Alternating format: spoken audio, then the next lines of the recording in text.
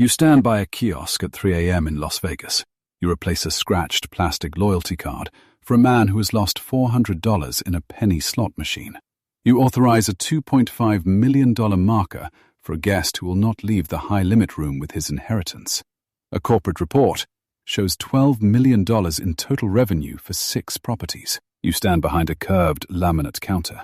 The air smells of ozone and industrial filtration. You scan driver's licenses. You hand out plastic cards with magnetic strips. A woman asks for a $10 slot play voucher because it is her birthday. You check the system on a terminal with a flickering screen. She has lost $140 today. You print the voucher. You point toward the rows of flashing machines. How many of these cards have you swiped today? The American Gaming Association reports that U.S. commercial casino revenue reached $66.5 billion in 2023. The Nevada Gaming Control Board reports that state casinos won $15.5 billion from players during that same period. You look at the clock. It is 4:12 p.m. The laminate is cold against your forearms. You tell yourself that you are the first point of contact in a hospitality ecosystem designed for guest satisfaction. You trade the laminate counter for a tailored wool suit. You walk the floor. The carpet is thick under your feet. You carry a tablet. You stop near a blackjack table where a man bets $200 per hand. You tap the screen. His name is Robert. He owns a construction firm in Ohio. You wait for the shuffle. You approach him. You offer a reservation at the steakhouse for 8 p.m. You tell the pit boss to code Robert for RFB. You watch him pull 5 $1,000 bills from a leather clip. This comp functions like a bad dating habit, where you pay for dinner to ensure a second date. Average casino host salaries in Las Vegas range from $55,000 to $85,000 before performance-based bonuses. These bonuses are tied to the actual loss of your assigned player portfolio. You tell yourself that you are a concierge of excitement, providing value to a man who can afford the price of the game. You walk toward a private office with no windows. You sit behind a glass desk. You open the declined list from the credit department. Sarah requests a $50,000 line of credit. Her Theo is $12,000 per trip. This math is a recipe where the guest is the flour and the time at the table is the heat. You dial her number. You tell her the villa is ready. You mention the private jet transfer from Teterboro. You approve the $50,000 marker. You see that her previous markers were paid from a home equity line. Nevada gaming regulations require casinos to verify creditworthiness through services like Central Credit.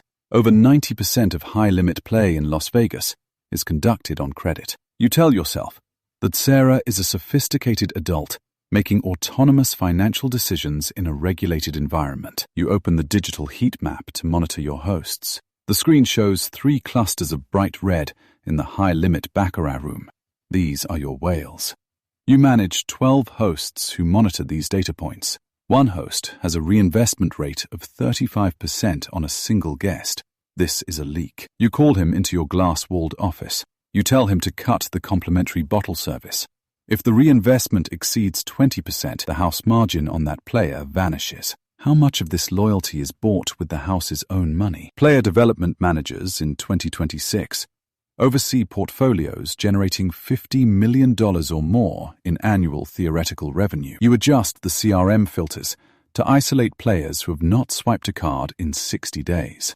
You authorize 300 automated "We Miss You" vouchers for free slot play.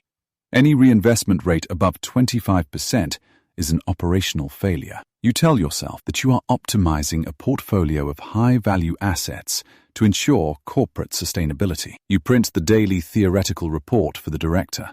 You sit in the boardroom. You present a spreadsheet to the vice president. The new loyalty tier structure has increased time on device by 14 minutes per session. You explain the loss discount policy. If a player loses $1 million, you refund $100,000 in non-negotiable chips. The guest returns to the table to play the refund. A 2024 study by the University of Nevada, Las Vegas, identifies loss rebates as the most effective retention tool for VIP gamblers. You watch the security feed on the wall. A man is crying in the high-limit lounge. You check his average daily theoretical. You tell the host to offer him a late checkout and a car to Harry Reid International Airport. You tell yourself that the refund is a gesture of goodwill that softens the volatility of the gaming experience. You close the laptop. You walk the floor at 2 a.m. The carpet pattern hides wear. The lights remain at a constant Kelvin. The music has no tempo changes. The slot machines chirp. You check the Baccarat hold percentage. It is 14%. The Nevada Gaming Control Board reports the average Baccarat hold on the Las Vegas Strip fluctuates from 12 to 16% annually. You see a host talking to a guest. The guest has been awake for 20 hours. You say nothing. The high-limit salon air is 5 degrees cooler. You enter the cage. You sign a wire transfer for $4 million. The recipient is a Macau junket operator.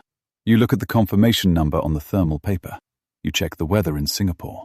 You check your watch. You sit in a leather chair. The cabin of the jet is quiet. You review the quarterly earnings. The EBITDA is up 6%.